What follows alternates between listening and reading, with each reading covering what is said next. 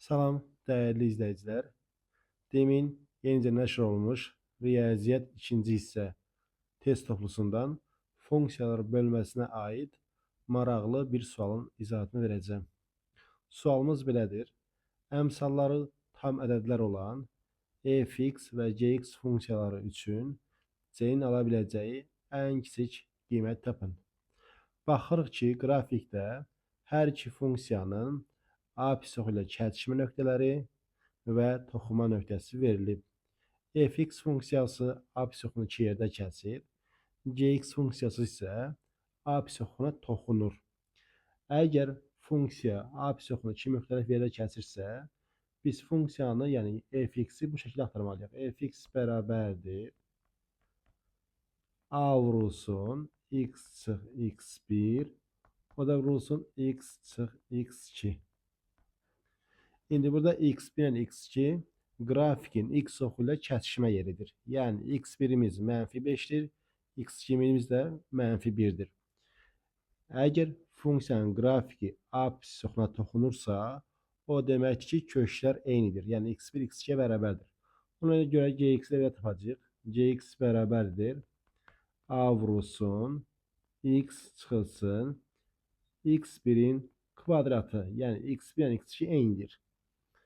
İndi burada nəyə baxırıq? Fx və gx burada müxtəlif funksiyalar olduğu üçün a-ları fərqli götürəcəm burada. Yəni burada a1 deyirəm, burada a2 deyirəm.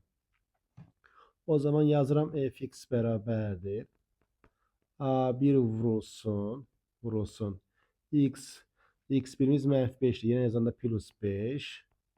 O da vurulsun x2-imiz -1'dir. Ancaq x +1.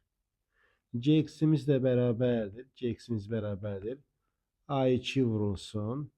Gx funksiyasının kökü nədir? 3'dür. X çıx 3'ün kvadratı. İndi baxırıq ki, bu iki funksiya y oxu üzərində kəsişir. Yəni həmin yerdə c-dir. Y oxu üzərində kəsişir, o da c-dir. Çünki burada x-in yerinə hər ikisində x-in yerinə 0 yazanda f0 da c çıxır, g0 da c çıxır. Ona görə də f0 hesab edirəm. F0 bərabərdir. Birinci funksiyada a1 vurulsun 0 + 5 0 + 1 bərabərdir 5a1'ə. G0 bərabərdir a2 vurulsun 0 çıx 3'ün kvadratı. Bu da bərabərdir 9a2'yə. İndi f0, g0 hər ikisi c-yə bərabərdir. Deməli, c-miz 5a1, eyni zamanda c-miz 9a2'yə bərabərdir. İndi burada c-nin ala biləcəyi ən kiçik tam qiyməti soruşur. Əmsallar tam olduğu üçün a1'in özü də tam olmalıdır. Çünki əmsallar tamdır. a1 də x qatının əmsalıdır. a2 də x qatının əmsalı olduğu üçün tam olmalıdır. Deməli, burada c ilə bir ədəd olmalıdır ki, həm 5-i, həm də 9-a bölünsün.